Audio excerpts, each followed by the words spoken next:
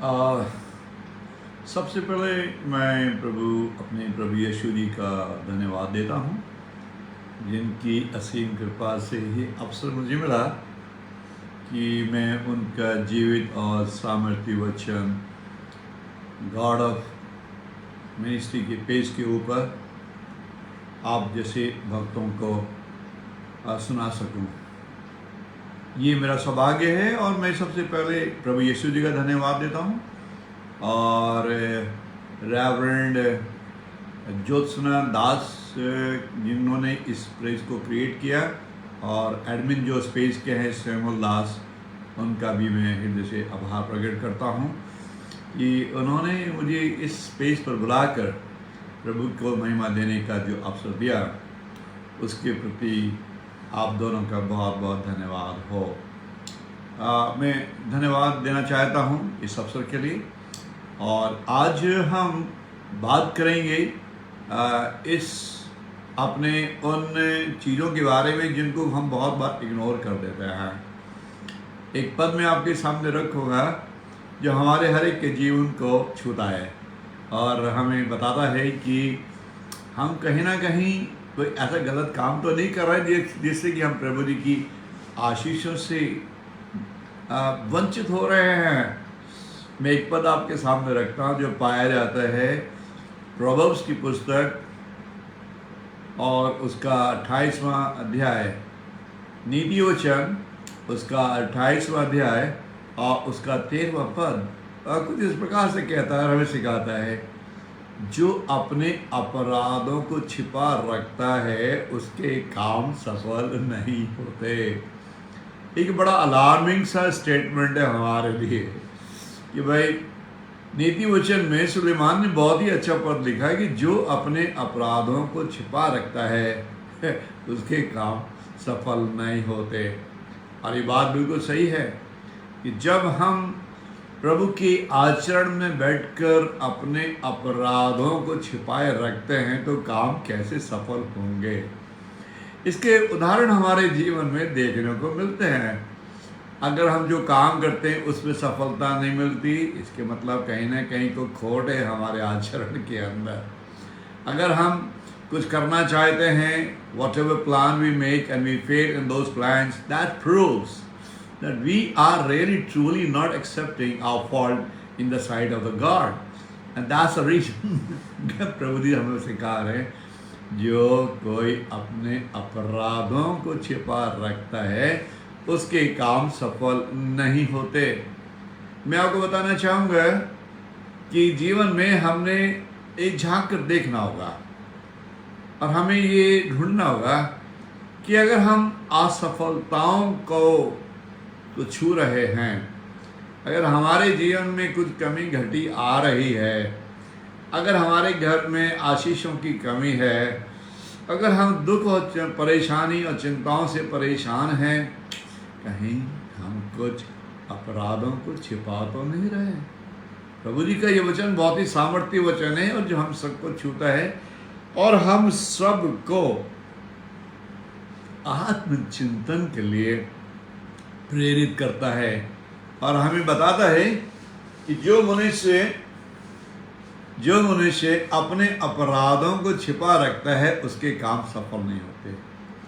ये एक पैरामीटर है हमारे लिए, ये एक उदाहरण है हमारे लिए कि अगर हमारे जीवन के अंदर हम कुछ अनसक्सेसफुल फीचर्स को देख रहे हैं, अगर हमारे जीवन में कुछ असफलताएं दिखाई दे रही हैं, प्रभु जी हमसे कह रहे हैं अपने अपराधों को मत छिपाओ।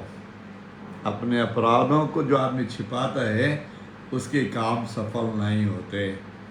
इसीलिए मैं आपको बताना चाहता हूँ कि प्रभु जी के सामर्थ्य वचन में कुछ ऐसी उदाहरण दिए गए हैं जहाँ पर लोगों ने अपने अपराधों को छिपाने की कोशिश की और उनका रिजल्ट अच्छा नहीं रहा।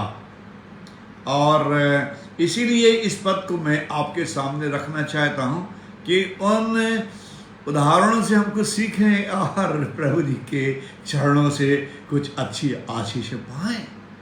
यही तो हमारा उद्देश्य है इस प्लेटफॉर्म पे आने के लिए वर्ड ऑफ गॉड मिनिस्ट्री के इस पेज पर मैं आपको बताना चाहूँगा, अगर हमारे जीवन में कुछ असफलता है, कोई चिंता है, कोई परेशानी है, कोई बीमारी है, तो ऐसा लगता है कि हम अपने अपराधों को छिपाए हुए हैं। और इसीलिए प्रभु जी कहते हैं, जो कोई अपने अपराधों को छिपाए रखता है उसके काम सफल नहीं होते। एक उदाहरण में आपके लिए रखेगा, दाऊद बहुत ही फेमस इजराइल का राजा हुआ है। बहुत सारे एग्जाम्पल उसने दिए हैं। जीवन भर वो अपने शत्रुओं से लड़ता रहा और प्रभु जी उसे हर फ्रंट पर विजयी बनाते रहे, उसके शत्रुओं से जो छुड़ाते रहे। लेकिन जब वो राजा बनाया गया, उसने वो काम किए जो उसकी दृष्टि में तो उसे सही नज़र आ रहे थे, लेकिन प्रभु की दृष्टि में वो सही नहीं थे। प्रभु जी उसे कुछ सिखाना चाहते थे। मैं भी इसी प्लेटफॉर्म पर उसी उदाहरण को आपके सामने रखकर आपको बताना चाहता हूँ कि अगर हम प्रभु जी की दृष्टि में स्पष्ट रूप से साफ नहीं है, तो हमारे जीवन में भी वही कमी घटी है। और ये हमें उस कमी घटी को दूर करने के लिए हमारे लिए ये जरूरी हो जाता है कि हम अपने अपराधों को प्रभु जी के चरणों पर स्वीकार करें। दाऊद के बाद नातान ने भी किया और उसे एक कहानी बताई। आज प्रभु यीशु जी भी हमसे इसी प्रकार से कुछ बात कर रहे हैं। प्रभु जी ने नातान को दाऊद के पास भेजा। नातान ने कहा, एक गरीब आदमी था, उसने एक भेड़ का बच्चा अपने गरीबी में हालत में खरीदा और उसे बड़े प्यार से कुटुंब के साथ पाला पोसा। उसके बारे में लिखा है, उसकी कटोरे से वो पीती थी, उसका वो खाना खाती थी, उसके साथ वो सोती। तो आप इमेजिन करें, वो गरीब आदमी उस भेड़ के बच्चे को, बकरी के बच्चे को कितना प्यार करता था, और बकरी भी उसके साथ सोती थी या भेड़ उसके साथ सोते थे। उसके साथ एक दूसरा पड़ोसी था जो अमीर था, जिसके पास बहुत सारी भेड़ें थी, गाय थे, बछड़े थे, सब कुछ था। उसके यहाँ एक बटोही आ गया, एक आदमी आया और उस अमीर आदमी ने इस गरीब के बकरी के बच्चे को काट कर उसका खाना बनवाया, उस बटोही को दिया। नातान ने ये कहानी सुनाकर दाऊद से पूछा, इस कहानी के बारे में तेरा क्या कहना है? तुम क्या कहना चाहते हो? दाऊद गुस्से से भर गया, कहा, जिस भी व्यक्ति ने ऐसा किया है उसके 7 गुना वही गुनाह करना चाहिए, उसको मृत्यु दंड देना चाहिए। नातान ने बहुत ही सिंपल भाषा में उससे कहा, क्या कहा? वो व्यक्ति तू ही है, ये काम तूने ही किया है।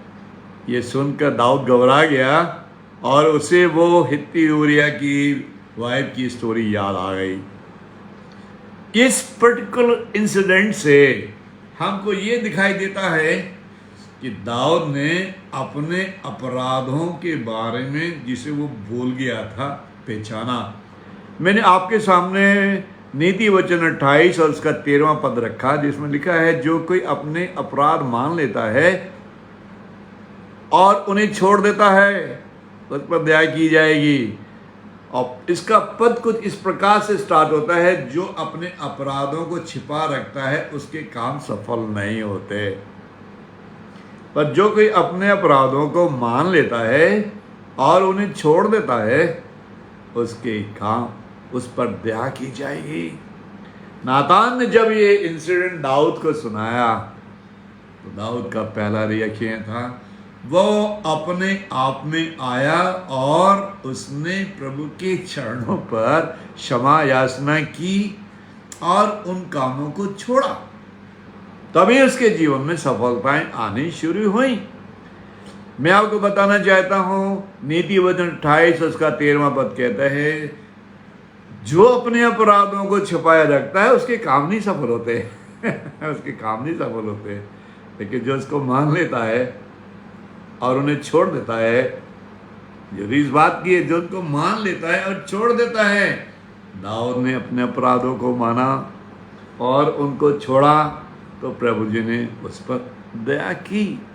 जब हम प्रभु जी के सामने अपने अपराधों को मानते हैं तो प्रभु जी भी हम पर दया करते हैं, लेकिन इसके लिए उन्हें छोड़ना पड़ता है उन अपराधों को, तभी दया के भागी होते हैं हम।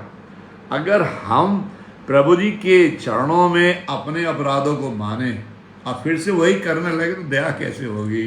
नहीं होने की है। इसलिए जरूरी है कि पहली बात तो ये कि हम प्रभु जी के चरणों पर अपने अपराधों को माने और उन्हें छोड़ें। ये दो चीजें हैं, एक तो मानना, दाऊद ने अपने अपराधों को माना, उससे उसने रिपेंट किया, उन्हें छोड़ा, उसके बाद ही उस पर दया हुई। नातान नबी ने दाऊद को एक एग्जाम्पल के थ्रू, एक एग्जाम्पल के द्वारा बताया, जो तुम अभी तक नहीं समझे दाऊद, अभी तुम समझ लो। अगर उस अमीर आदमी ने गरीब आदमी की भेड़ या बकरी के बच्चे को काटा तो तुम कितना गुस्सा हुए और तुमने ये जान लिया उसके साथ बहुत बुरा, उसके साथ में तो दंड जैसा व्यवहार करना चाहिए। तुमने क्या किया? इतनी उरिया की वाइफ को है, मैं उसके बारे में नहीं जाएगा, पर मैं ये बताना चाहता हूँ, ये इंसिडेंट सुनने के बाद दाऊद ने अपने अपराधों से पश्चाताप किया और उन्हें छोड़ा। जो पद मैंने आपके सामने रखा वो बहुत ही बढ़िया और हृदय को छू लेने वाला है। जो कोई अपने अपराधों को छिपा रखता है उस पर दया नहीं की जाएगी, उसके काम सफल नहीं होंगे।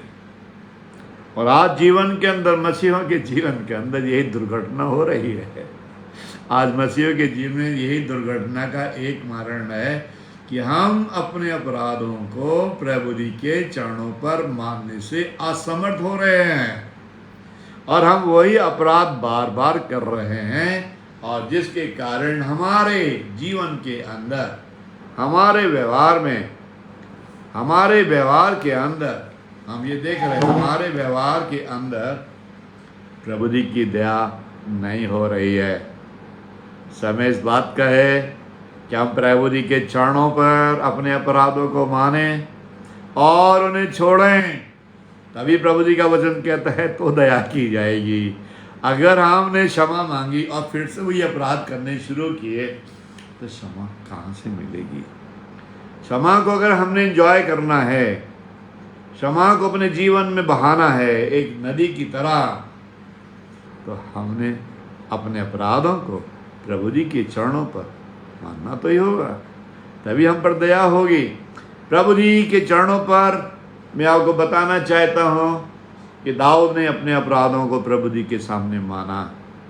आज आवश्यकता इस बात की है कि हम भी प्रभु जी के चरणों पर अपने अपराधों को स्वीकार करें, उन्हें माने और उन्हें छोड़ें, तभी हम दया के पात्र बनेंगे। अगर हम दोबारा से वही साइकिल में चले जाएंगे तो हम पर दया नहीं होगी, हम पर दया नहीं होगी और ना हमारे काम सफल होंगे।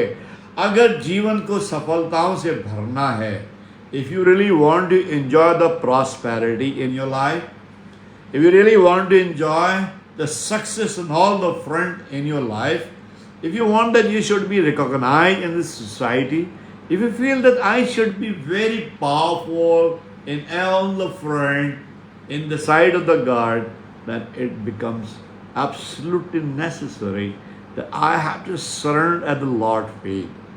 And we have to tell, Lord, I regret what I have done. I repent. I will not do it again. इसीलिए प्रभु जी मुझे और आपको ये चेतावनी दे रहे हैं, जो कोई अपने अपराध छिपा रखता है उसके काम सफल नहीं होते। अब समझ लेना, अगर काम सफल नहीं है तो ये दोष हमारा है, ये प्रभु जी का नहीं है। इसी दोष से बाहर निकलने के लिए हमारे लिए ज़रूरी है कि हम अपराधों को प्रभु जी के चरणों पर माने, तभी हम पर दया की जाएगी। प्रभु जी कहते हैं, एक और दूसरा पद मैं आपके सामने रखता हूँ जो हमको बताएगा कि अनलेस वो हमको बताएगा कि जब हम प्रभु जी के चरणों में अपने आप को रखते हैं और अपने अपराधों को मानते हैं, प्रभु जी हम पर दया करते हैं। मैं आपको एक पद आपके सामने रखना चाहूँगा। दूसरा कुरिन्थियों उसका 7वां अध्याय का 10वां पद कुछ इस प्रकार से कहता है, परमेश्वर की शोक की भक्ति ऐसा पश्चाताप उत्पन्न करती है जिससे उद्धार मिलता है और उसके बाद मृत्यु का स्वाद नहीं मिलता, मृत्यु का स्वाद नहीं चखा जा सकता। परंतु संसार की शोक की भक्ति मृत्यु को लाती है। दूसरा कुरिन्थियों उसका 7वां अध्याय का 10वां पद, परमेश्वर की शोक की भक्ति पश्चाताप को उत्पन्न करती है। एक एग्जाम्पल इसके लिए मैं आपके सामने रखेगा। ये पद पाए जाते हैं दूसरा कुरिन्थियों उसका 7वां अध्याय का 10वें पद के अंदर। परमेश्वर शोक की भक्ति पश्चाताप को उत्पन्न करती है जो हमें उद्धार दिलाती है, और उधर मृत्यु की कोई वैल्यू खड़े नहीं होती, पर संसारिक शोक की भक्ति मृत्यु को लाती है। इन दोनों के बीच में समझना होगा कि अगर हम परमेश्वर की सम्मुख अपने अपराधों के प्रति शोक प्रकट कर कर उनसे क्षमा मांगते हैं तो हमारा उद्धार होता है। एक बड़ी गहन और एक बड़ी आत्मा से बड़ी बात है। परमेश्वर की भक्ति जो शोक उत्पन्न करती है, पश्चाताप उत्पन्न करती है, उससे हमारा उद्धार होता है। लेकिन अगर हम सांसारिक शोक करें, इससे हमारा उद्धार नहीं होता, उससे हमारा बिल्कुल भी उद्धार नहीं होता, बल्कि वो वाला शोक जीवन में मृत्यु को लाता है। मैं आपका एग्जाम्पल आपके सामने रखेगा। आपने आदम और हवा की स्टोरी ना तो हजारों बार सुनी होंगी। ये कहानी है, कहानी नहीं, ये सत्यता है। जब परमेश्वर ने आदम से पूछा तूने ये फल क्यों खाया, तो आदम ने वो अपराध का आधार अपनी वाइफ हवा को बता दिया।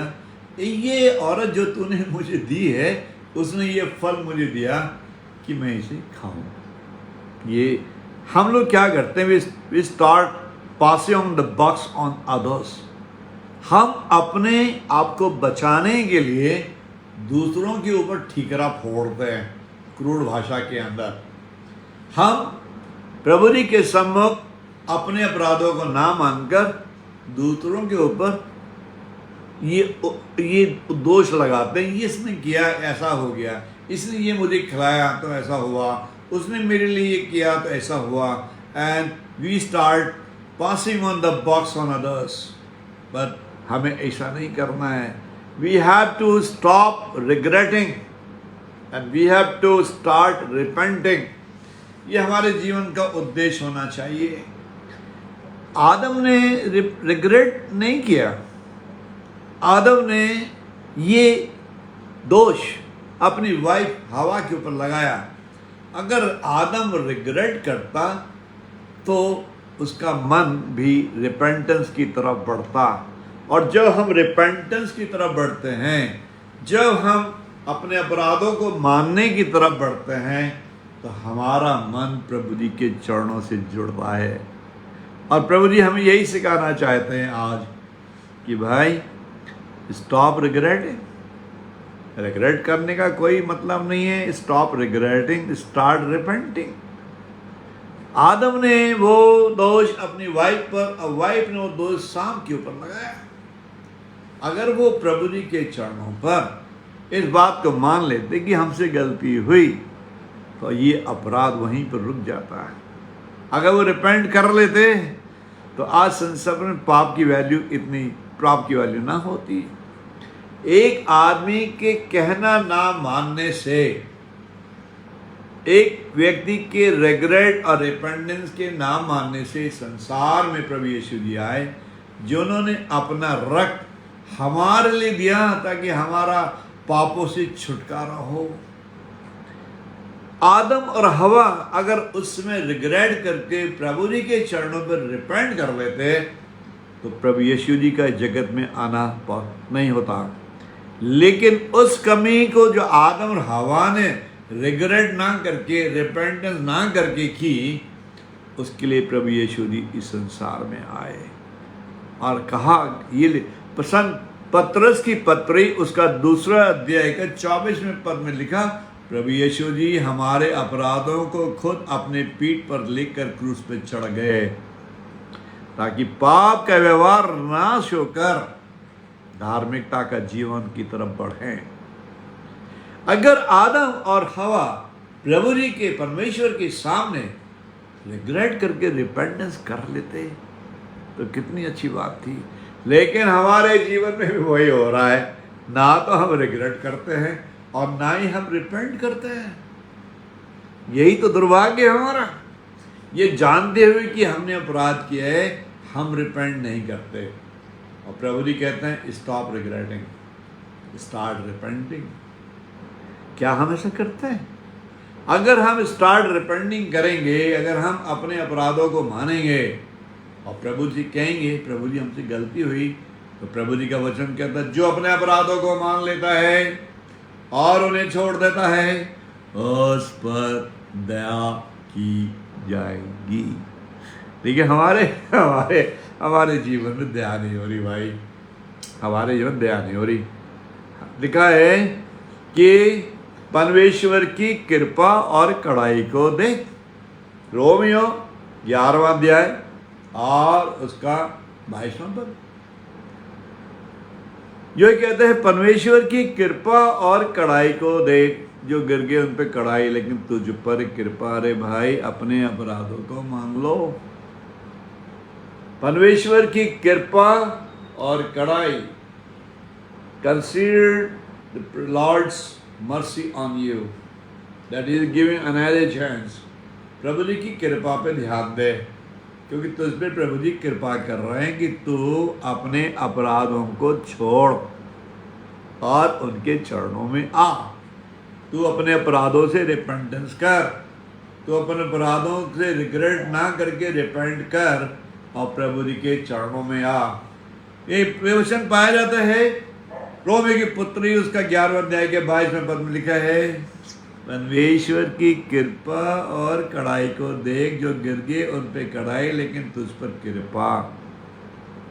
यदि तो उसमें बना रहे, यदि तो उस पर नहीं बना रहेगा, अगर तू अपने अपराधों को नहीं मानेगा, यदि तू अब प्रभु जी के चरणों में आकर अपने गुनाहों का तौबा नहीं करेगा, तो तुझ पर भी कृपा की जाएगी।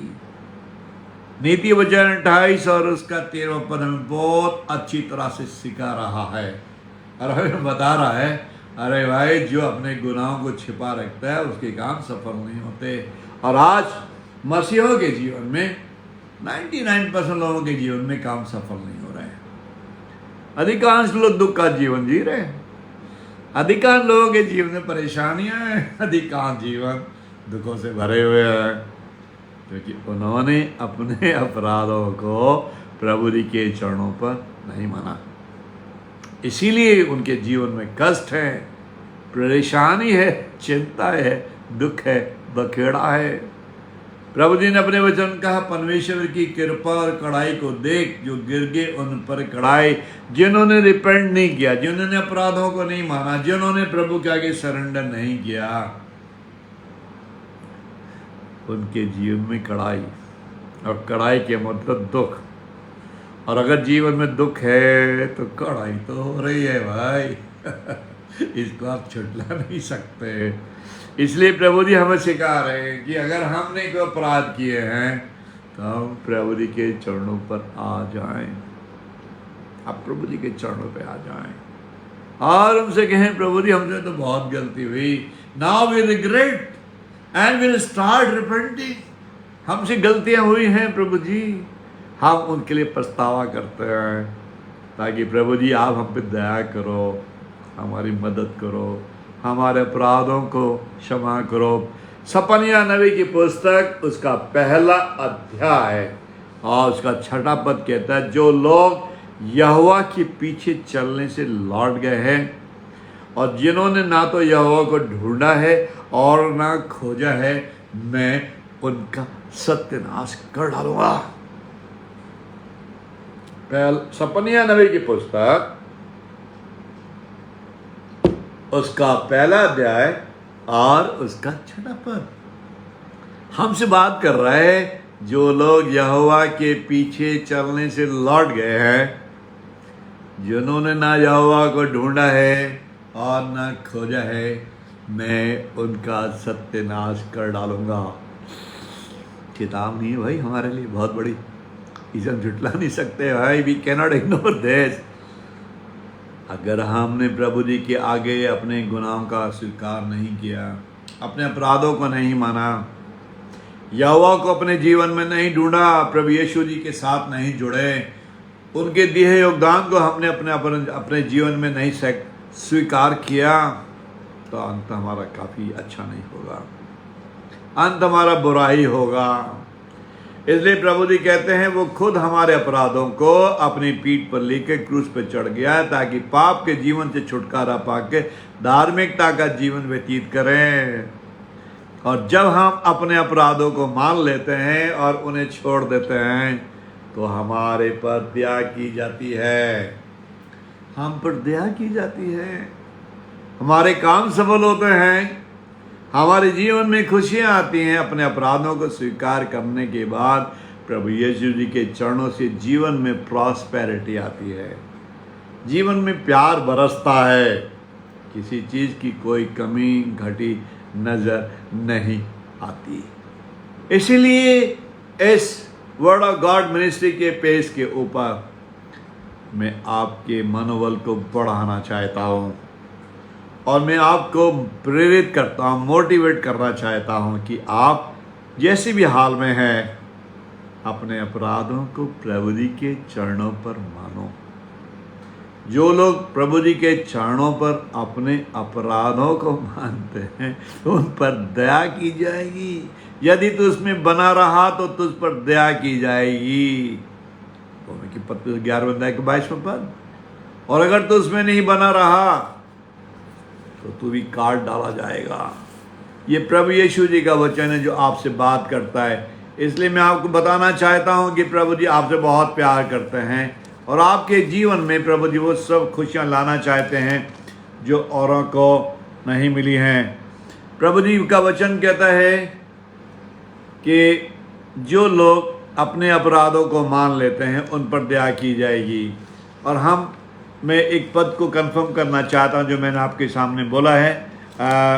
11वां पद, सॉरी माफ़ करना, ये एक मिनट, दूसरा कुरंथियों रेफरेंस थोड़ा सही नहीं हो रहा इसलिए मैं थोड़ा चेक करना चाह रहा हूँ उसको। नहीं, इसमें भी नहीं है। एक मिनट, एक रोमियो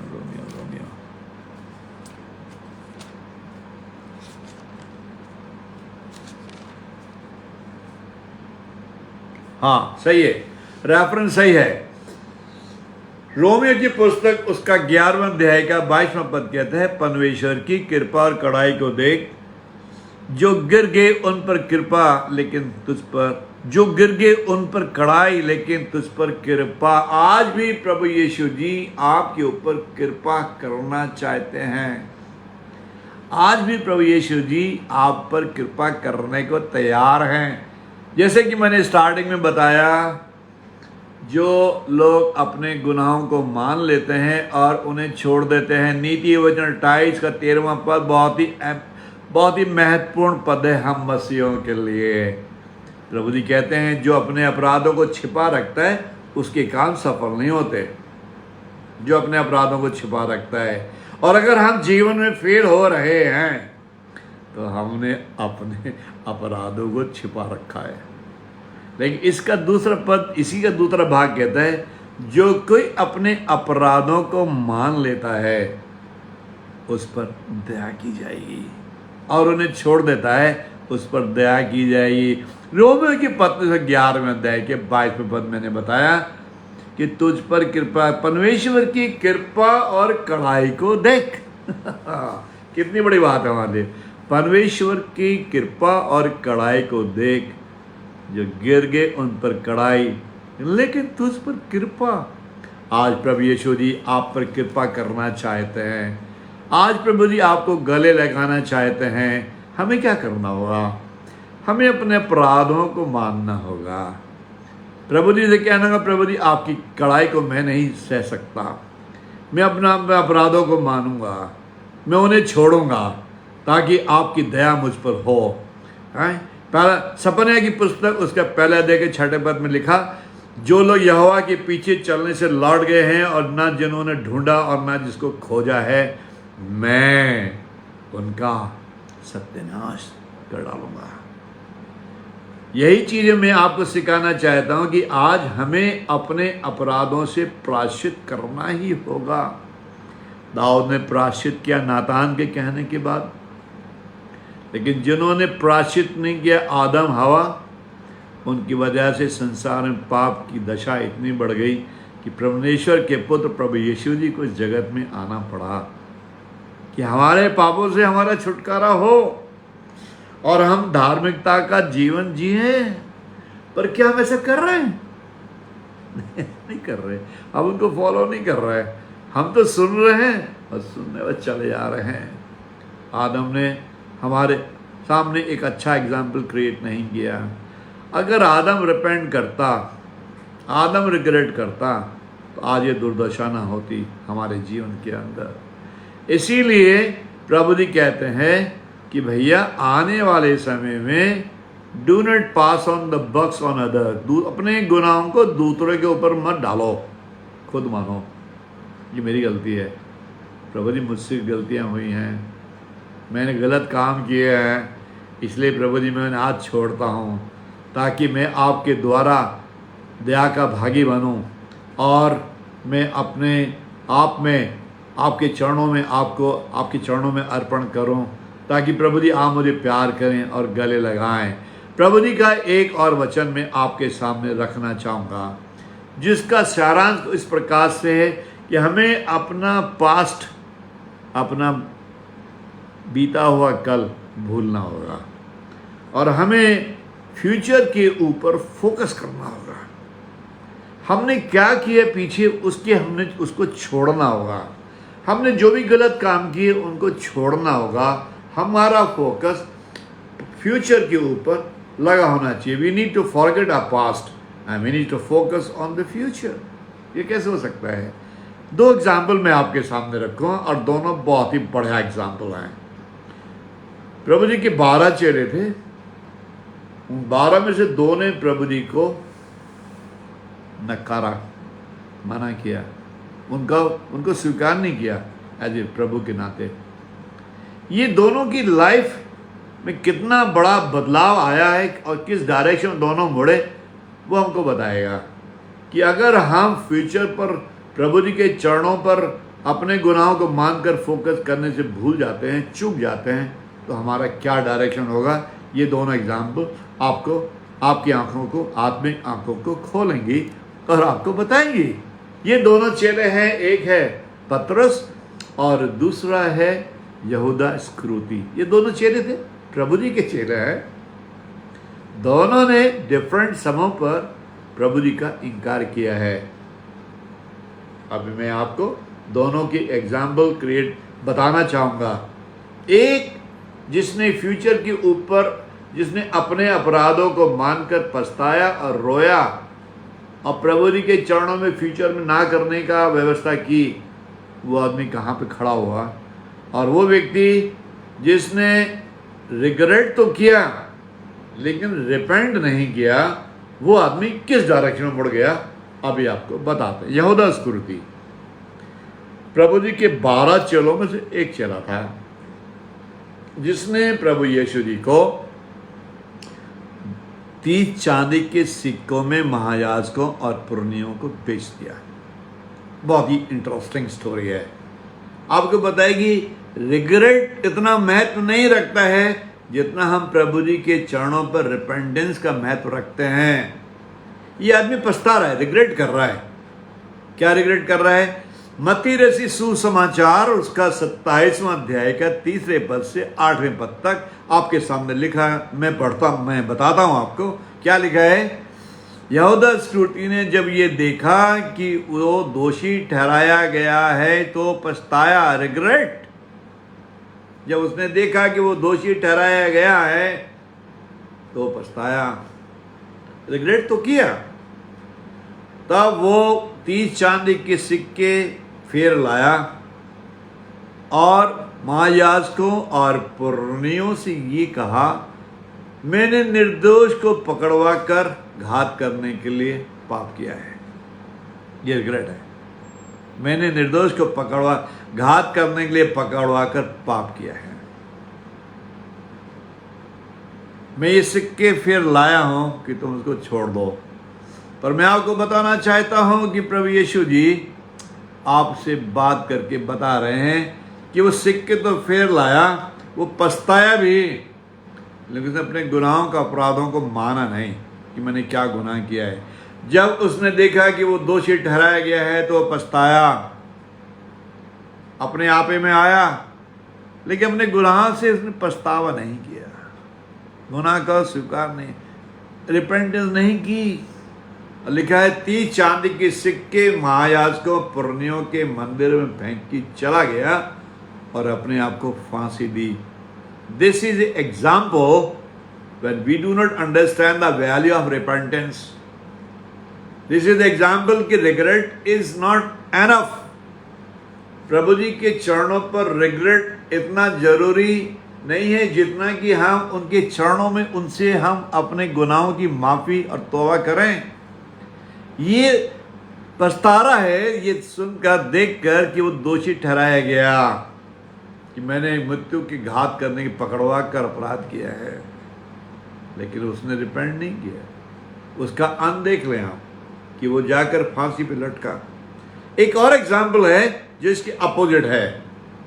पतरस ने प्रभु यीशु जी का 3 बार इनकार किया और ये बात प्रभु जी ने उसे एडवांस में बता दी थी कि मुर्ग के बांग देने से पहले तो मेरा 3 बार इनकार करेगा। और इसने कहा जान भी चली जाएगी ना तो अभी इनकार नहीं करूँगा। जब मौका आया 3 बार, 1 बार नहीं 3 बार। लेकिन जब मुर्ग ने बांग दी तीसरी और उसे वो बात याद आई तो फूट फूट कर रोया, अपने ऊपर जो उसे बीती उसके लिए प्रभु जी से क्षमा मांगी और वो उन 12 चोलों में से एक बहुत ही लीडिंग पर्सनालिटी बना। उसने कहा जो आज हो गया उसके लिए क्षमा चाहता हूँ। परमेश्वर की कृपा और कड़ाई को देख, जो गिर गए उन पे कड़ाई, लेकिन तुझ पर कृपा कि तो उसमें बना रहे। पतरस ने रिपेंट किया, अपने गुनाहों को माना, अपने अपराध को माना कि प्रभु जी मैंने आपको लोगों के सामने नहीं स्वीकारा, माना, रिपेंट किया। और उसके बाद उसने प्रभु जी के लिए जो काम किया उसको बताने का टाइम यहाँ कम पड़ेगा। पतरस की लिखी हुई पुस्तकें अपने आप में बहुत मायने रखती हैं। उसने एक पद को मैंने आपके सामने रखा, वो खुद हमारे अपराधों को, किसी ने प्रभु जी से रिक्वेस्ट नहीं की, किसी ने प्रभु जी के हाथ नहीं जोड़े, वो खुद हमारे अपराधों को अपनी पीठ पर लेकर क्रूस पे चढ़ गया। पहला पत्र 2 अध्याय का 24वां पद, ताकि हम पाप का जीवन छोड़कर धार्मिकता का जीवन व्यतीत करें। और यही हमारे जीवन की कहानी है कि हमें प्रभु जी के चरणों पर धार्मिकता का जीवन जीना है। हमें यहूदा स्कूटी की तरह पछतावा नहीं करना है, हमें अपने गुनाहों को स्वीकार करना है, मानना है, प्रभु के आगे सरेंडर करना है, तभी हमारा कल्याण होता है। अगर हम प्रभु जी के सामने नहीं करेंगे, अगर हम प्रभु जी के सामने अपने गुनाहों को नहीं मानेंगे तो ये फिर कैसे होगा। प्रभु जी के दास पतरस के बारे में फिलिपियों की पत्री में पौलुस ने बहुत ही अच्छा लिखा है, जो इस प्रकार से कहता है, भाइयों ये बात नहीं कि मैंने पकड़ लिया है, भाइयों मैं उस बात को पकड़े हुआ हूँ, ये नहीं है, वरन ये है कि वरन ये एक बात है कि मैं बीती हुई बातों को पीछे छोड़कर आगे और बढ़ा जाता हूँ और उस निशाने की ओर दौड़ा जाता हूँ, ताकि उस इनाम को पाऊँ जो परमेश्वर ने प्रभु यीशु में मुझे देने के लिए ऊपर बुलाया है। कितनी बड़ी बात है भाई। पुरानी बातों को भूलकर, पुरानी चीज़ों को भूलकर हमें फ्यूचर के ऊपर फोकस करना है। पुराने अपराधों को छोड़कर हमें फ्यूचर के ऊपर प्रोग्रेस करना, अपना अटेंशन फ्यूचर पर लगाना है। पतरस ने वही किया, पुराने व्यवहार को छोड़कर नई दौड़ में आगे बढ़ा उस निशाने की ओर, उस इनाम को पाने के लिए जो परमेश्वर प्रभु यीशु मसीह के थ्रू उसको स्वर्ग में देंगे। ये बात फिलिपियों की पत्री उसका 3 अध्याय का 13वां और 14वें पद में पाया जाता है। ये बात भाइयों, ये बात सही है कि मैं निशाने की ओर दौड़ा जाता हूँ ताकि इनाम पाऊँ। कौन सा इनाम?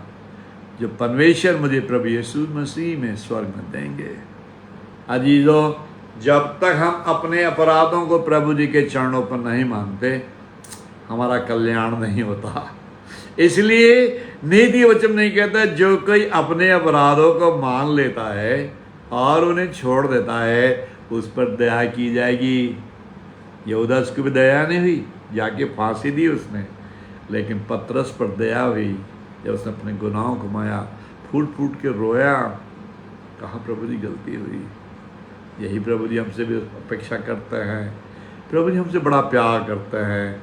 वो नहीं चाहते कि कोई जीवन नाश हो, वो नहीं चाहते कोई जीवन बर्बाद हो, वो नहीं चाहते कि हम कोई बुरा काम करें, वो नहीं चाहते कि हमारे जीवन में गलत काम हो। लिखा है मत्ती रचित सुसमाचार उसका 26 अध्याय के 75 पद में लिखा है, जब मुर्गे ने बांग दी और पतरस को प्रभु जी की बात याद आई, वो फूट फूट के रोया बाहर जाके। यही सच्चा पछतावा है। और जब तक सच्चा पछतावा हमारे जीवन में नहीं होगा, हमारे काम सफल नहीं होंगे। जब तक हम अपने अपराधों को नहीं छोड़ेंगे, हमारे काम नहीं सफल होंगे। छोड़ना तो पड़ेगा ही। अगर जीवन में प्रॉस्पेरिटी चाहिए, जीवन में सुख चाहिए, जीवन में धन चाहिए, महिमा चाहिए, अपराधों से तो छुटकारा लेना ही होगा। और जब हम सच्चा छुटकारा प्रभु जी के चरणों से लेते हैं, तभी जीवन के अंदर खुशियों की बहार आती है, धन की वर्षा होती है, चिंताएं मिटा डाली जाती हैं, घर के अंदर सुख और शांति आती है। इसलिए प्रभु जी के वचन को ध्यान से सुनिए। प्रभु जी ने कहा, stop regretting, focus on future, stop regretting, forget the past and focus on the future. पतरस के जीवन से हमको दिखाई देता है, फॉरगेट द पास्ट। जो गलती पतरस से हुई उसको छोड़ा उसने, उसके लिए माफी मांगी, रोया, and then start focusing on the future. ये प्रभु जी के चरणों पर आने के बाद, अपने गुनाहों को छोड़ने के बाद, पतरस ने 3 पुस्तकें लिखी। महल के अंदर लंगड़े आदमी जन्म से था, सीधा खड़ा कर दिया प्रभु के नाम से। लोग उसके शरीर से कपड़ा छुआ के बीमारों के ऊपर लगा देते थे। एक दिन में 3000 लोगों को प्रभु जी के लिए जीता। मंदिर के अंदर खड़ा होकर जनता के सामने कहा, लौट आओ, तुम्हारे पाप मिटाए जाएं, क्योंकि प्रभु जी के चरणों से तुम्हारे लिए विश्रांति की दिन आए। कितनी बड़ी बात प्रभु यीशु जी के इस दास पतरस ने उस भीड़ के सामने खड़ा होकर कहा, जिसको तुमने मार डाला, जिसको तुमने क्रूस पे चढ़ा डाला, उसी के नाम से लंगड़ा व्यक्ति उछलता और कूदता चलता है। ये तभी संभव होता है जब अपने अपराधों को प्रभु जी के चरणों पर मान लेते हैं, अपने अपराधों को प्रभु जी के चरणों पर सरेंडर कर डालते हैं, अपने अपराधों को प्रभु जी के चरणों पर रख कर उनसे क्षमा मांगते हैं। जिस व्यक्ति को तुमने क्रूस पे मार डाला चढ़ाकर, उसी के नाम से आदमी कूद रहा है। प्रभु जी ऐसा ही जीवन हमको देना चाहते हैं। प्रभु जी नहीं चाहते हम दुख का जीवन जिए। प्रभु जी हमारे जीवन में खुशियाँ भरना चाहते हैं, हमारे जीवन में आनंद लाना चाहते हैं। इसलिए प्रभु जी के वचन को ध्यान से सुनो। प्रभु यीशु जी आपसे बहुत प्यार करते हैं। प्रभु जी नहीं चाहते कोई व्यक्ति नाश हो। प्रभु जी नहीं चाहते कि आपके जीवन में सुख ना आए। प्रभु जी नहीं चाहते कि आपके जीवन में परेशानियां आए। प्रभु जी आपके जीवन में खुशियां लाना चाहते हैं। इसीलिए रोमियो की पत्री उसका 8वां अध्याय का पहला पद, रोमियो की पत्री उसका 8वां अध्याय का पहला पद कहता, अब जो मसीह में है उन पर दंड की आज्ञा नहीं। पतरस ने प्रभु जी को पहचाना, रोया, चरणों में आया। यहूदा ने नहीं पहचाना, जाके फांसी ली। अब जो मसीह में है उन पर दंड की आज्ञा नहीं। और दंड की आज्ञा के बारे में रोमियो की पत्री उसका 11वें अध्याय का 22वां पद मैंने आपके सामने रखा। अरे भाई, परमेश्वर की कृपा और कड़ाई को देख, जो गिर गए उन पे कृपा ले, जो गिर गए उन पे कड़ाई, लेकिन तुझ पर कृपा कि तुझ में बना रहे। यदि तुझ में बना नहीं रहेगा तो तू भी काट डाला जाएगा। ये चेतावनी भाई हमारे लिए, इसे हमें हल्के में नहीं लेना चाहिए, इसे बिल्कुल भी हल्के में नहीं लेना चाहिए। प्रभु जी हमें एक अच्छा मैसेज दे रहे हैं कि हम प्रभु जी के चरणों पे आएँ, उनसे अपने गुनाहों का पछतावा, उनके चरणों में अपने गुनाहों का पछतावा करें, उनके चरणों पे फूट फूट कराएंगे। प्रभु जी हमसे बहुत गलती हुई है, प्रभु जी हमसे इतनी गलती हुई है जिनकी काउंटिंग नहीं हो सकती। पतरस की तरह प्रभु जी के चरणों में आएँ, परमेश्वर की कृपा को देखना ही होगा, अपने जीवन में लाना ही होगा, तभी हमारे जीवन में खुशियाँ आएंगी। अगर हम कड़ाई का जीवन अनुभव कर रहे हैं, अगर हमारे जीवन में परेशानी, चिंता, बीमारी कोई भी है, तो कड़ाई हो रही है, क्योंकि हम प्रभु जी के चरणों पर अपने अपराधों को स्वीकार नहीं कर रहे हैं। और प्रभु जी का वचन कहता है, जो उन्हें मान लेता है और उन्हें छोड़ देता है, उस पर कृपा की जाएगी, उस पर दया की जाएगी। आज हमें प्रभु जी की दया को अपने जीवन में लेना ही होगा। और जब तक प्रभु जी की दया हमारे जीवन में नहीं आएगी, हम सुख और शांति का अनुभव नहीं कर सकते। दूसरा पत्रस उसका 30 अध्याय का 9वां और 10वां पद हमें बहुत अच्छा सिखाता है। परमेश्वर अपने प्रतिज्ञा के विषय में देर नहीं करता। ध्यान से सुनिएगा।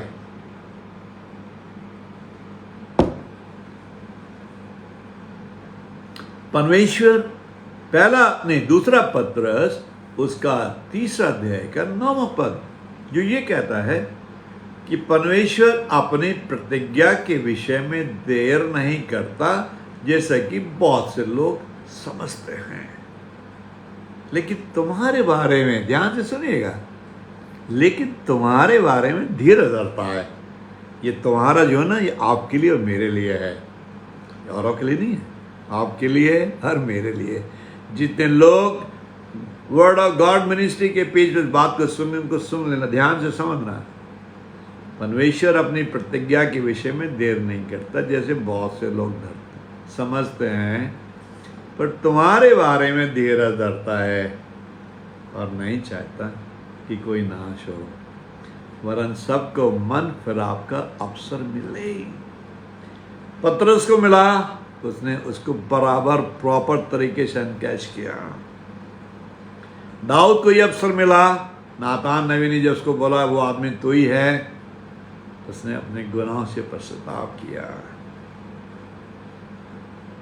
हवा ने नहीं किया, आदम ने नहीं किया, यहूदा ने नहीं किया, लेकिन हमारे सामने ये एग्जाम्पल है कि जिन लोगों ने अपने अपराधों को प्रभु यीशु जी के चरणों पर स्वीकार किया, उनका जीवन विजयी बना, उनके जीवन में सुख और चैन की बंसी बजी, सफलताओं को छुआ, घर के अंदर, राज्य के अंदर खुशियों के बहाव। इसलिए प्रभु जी कहते हैं, परमेश्वर अपनी प्रतिज्ञा के विषय में देर नहीं करता। दूसरा पत्र 30 अध्याय का 9वां पद और 10वां पद, वरन तुम्हारे बारे में धीरज धरता है और नहीं चाहता कि कोई नाश हो, वरन सबको मन फिराव का अवसर मिले, सबको मन फिराव का अवसर मिले। प्रभु यीशु जी हमसे बहुत प्यार करते हैं, इसलिए प्रभु जी हम ये अवसर दे रहे हैं। प्रभु जी नहीं चाहते कि कोई नाश हो, हमको अपने अपराधों को मानना ही होगा प्रभु जी के चरणों पर। और जब तक हम अपने अपराधों को नहीं मानेंगे, हम नई सृष्टि, नए मनुष्य नहीं बन सकते, हम पर दंड की आज्ञा होएगी। प्रभु जी का वचन कहता है, पहला रोमियो की पत्री उसका 8वां अध्याय का पहला पद, अब जो मसीह में हैं उन पर दंड की आज्ञा नहीं, क्योंकि वो शरीर के अनुसार नहीं वरन आत्मा के अनुसार चलते हैं। और जब आप आत्मा के अनुसार चलेंगे तो आप अपने अपराधों को प्रभु जी के चरणों में स्वीकार किए हुए होंगे। ये वचन पर ध्यान देना। अब जो मसीह में हैं उन पर दंड की आज्ञा नहीं, क्योंकि वो शरीर के अनुसार नहीं पर आत्मा के अनुसार चलते हैं। आत्मा के अनुसार चलते हैं, क्योंकि परमेश्वर का वचन कहता है प्रभु कि जीवन की आत्मा की व्यवस्था ने मुझे मसीह में, प्रभु यीशु में मृत्यु और पाप की व्यवस्था से स्वतंत्र किया है। जो आदमी अपने अपराधों को मान लेता है, उन्हें छोड़ देता है, उस पर दया की जाएगी। रोमियो की पत्री उसका पहला अध्याय 8वां अध्याय का पहला पद कहता है, जो आदमी जो मसीह में है उन पर दंड की आज्ञा नहीं, क्योंकि वो शरीर के अनुसार नहीं पर आत्मा के अनुसार चलते हैं। परमेश्वर ने जीवन की आत्मा की व्यवस्था से मुझे प्रभु यीशु में पाप और मृत्यु की व्यवस्था से स्वतंत्र किया है। ये बड़ी बात है, हमारे लिए समझने की जरूरत है। जब प्रभु यीशु जी के सम्मुख उनके चरणों में अपने अपराधों को मान लेते हैं, तब वो हमें जीवन की व्यवस्था से आज़ाद करते हैं। हम अपराध नहीं कर सकते। लिखा है, अब जो मसीह में है उन पर दंड की आज्ञा नहीं। जो कोई अपने अपराधों को मान लेता है और उन्हें छोड़ देता है, उस पर दया की जाएगी। आज समय है कि हम प्रभु जी के चरणों पर दया की भिक्षा मांगें, उनकी दया मांगें, अपने अपराधों को छोड़ें, क्योंकि प्रभु यीशु मसीह में जीवन की आत्मा की व्यवस्था ने मुझे मसीह यीशु में पाप और मृत्यु की व्यवस्था से आज़ाद किया, स्वतंत्र किया है।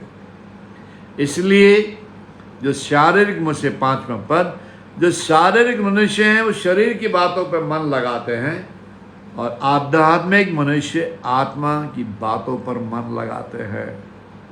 और जब हम अपने अपराधों को प्रभु यीशु जी के चरणों पर मान लेते हैं और उन्हें छोड़ देते हैं, तब हमारा मन सांसारिक बातों में नहीं लगता।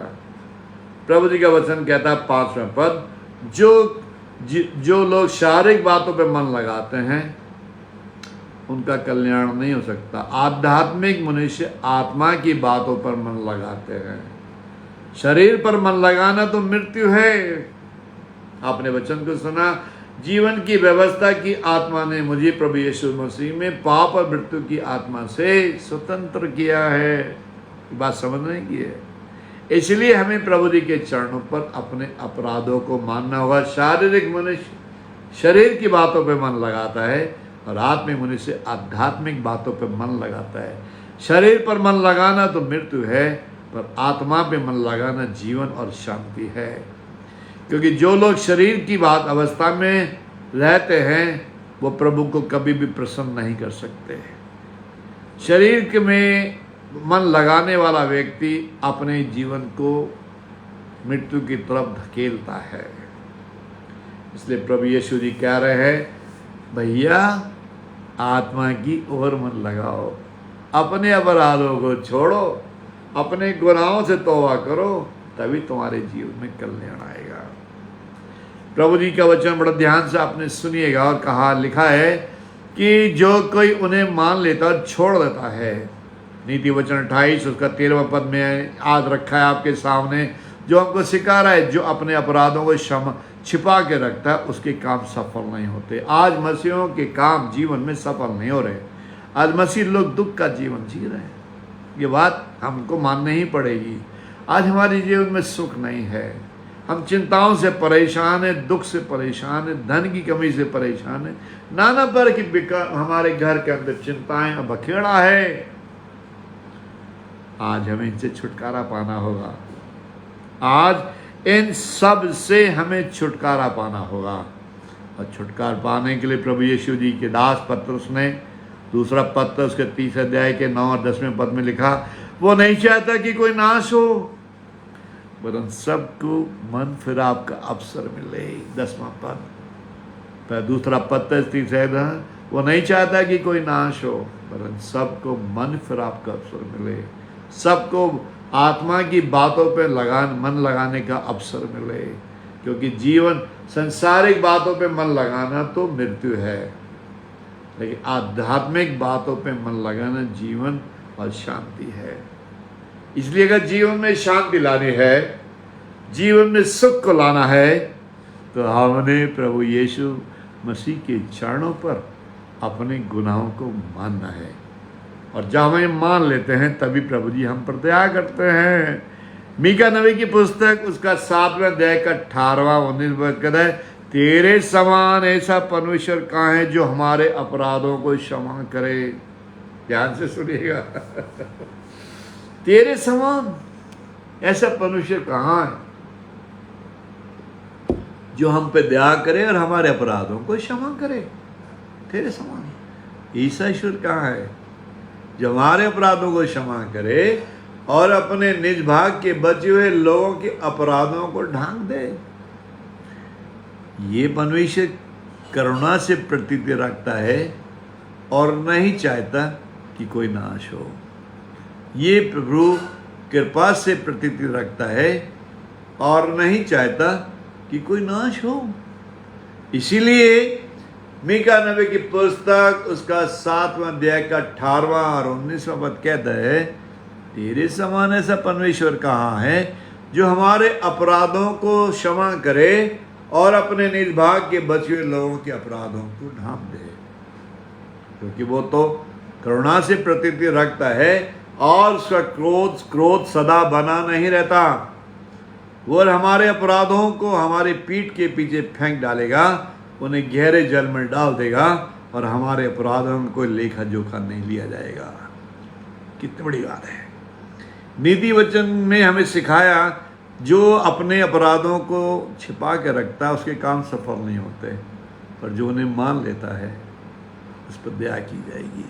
जो उन्हें मान लेता है और उन्हें छोड़ देता है उस पर दया की जाएगी। आज प्रभु यीशु जी हम पर दया करना चाहते हैं। आज प्रभु यीशु जी हमारे अपराधों को क्षमा करना चाहते हैं। इसीलिए now let us repent, let us focus on the repentance.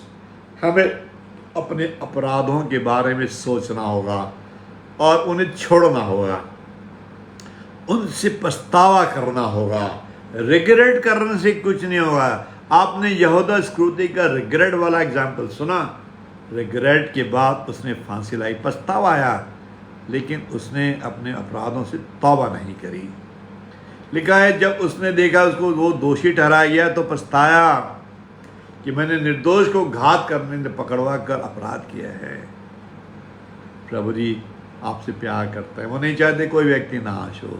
वो नहीं चाहते किसी व्यक्ति के जीवन में अपराध, परेशानी, चिंताएं आए, क्योंकि तेरे समान ऐसा परमेश्वर कहाँ है जो हमारे अपराधों को क्षमा करे।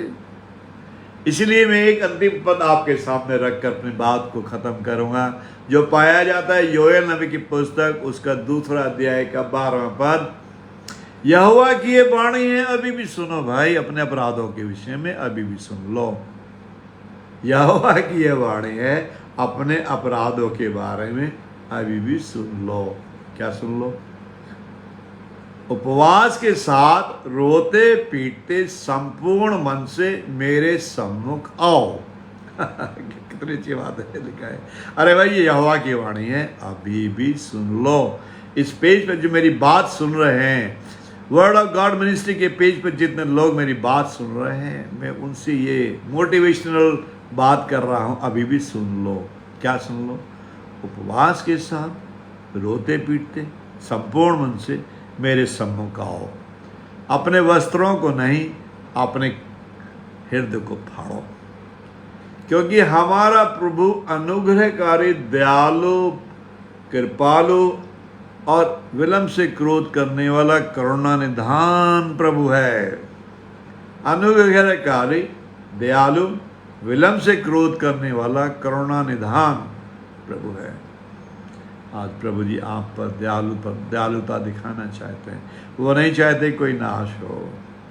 आज प्रभु जी आपको बताना चाहते हैं जो मसीह में है वो नई सृष्टि हैं और उन पर दंड की आज्ञा नहीं है। इसलिए अगर जीवन में कष्ट और परेशानियां हैं तो अपने अपराधों को प्रभु जी के चरणों पर मानो। अगर जीवन में प्रॉब्लम्स हैं, बीमारियां हैं, चिंताएं हैं, तो अपने अपराधों को प्रभु जी के चरणों में स्वीकार करो। जो कोई उन्हें मान लेता है और छोड़ देता है, उस पर दया की जाएगी। आइए हम प्रार्थना करें।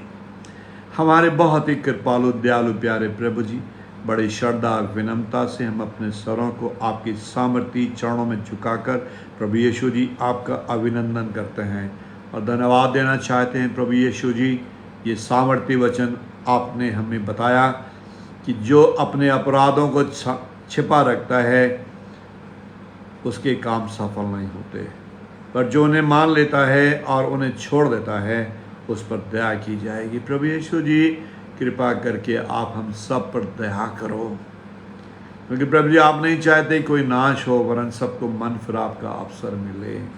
प्रभु यीशु जी, हम रोते पीटते संपूर्ण मन से उपवास के साथ आपके चरणों में आए प्रभु जी, क्योंकि आप कृपालु दयालु अनुग्रहकारी विलंब से क्रोध करने वाले प्रभु हैं। प्रभु जी, आप दुख देकर पछताने वाले प्रभु हैं। प्रभु यीशु जी, हम सब पर दया करो, हमारे अपराधों को क्षमा करो, ताकि जीवन में खुशहाली आए। हम अपने अपराधों को मान लेते हैं, उन्हें छोड़ देते हैं प्रभु जी, ताकि आपके चरणों से हमारे जीवन में खुशियों की लहरें बहें प्रभु जी। हमारे अपराध क्षमा किए जाएं और हम आपके चरणों में आपकी महिमा का कारण बने। इस वर्ड ऑफ गॉड मिनिस्ट्री के प्लेटफॉर्म पर जितने लोगों ने इसको सुना और जो सुनेंगे, उन सबको आशीष देना। हम रेवरेंड ज्योत्सना दास के लिए और एडमिन सैमुअल दास के लिए भी प्रेयर करते हैं, और हम नागेश्वर विलेकर के लिए भी दुआ करते हैं। आप उन पर सब पर दया करना, इस पेज को अपनी महिमा के लिए इस्तेमाल करते रहना प्रभु जी, और जितने लोग इससे जुड़े हैं उन सबको आशीष देना, सब पर दया करना। ये प्रार्थना आपकी सामर्थ्य विजय नाम होकर मांगते हैं, आमीन। जय मसीह की। आप सबको प्रभु जी जीवन का वरदान दें।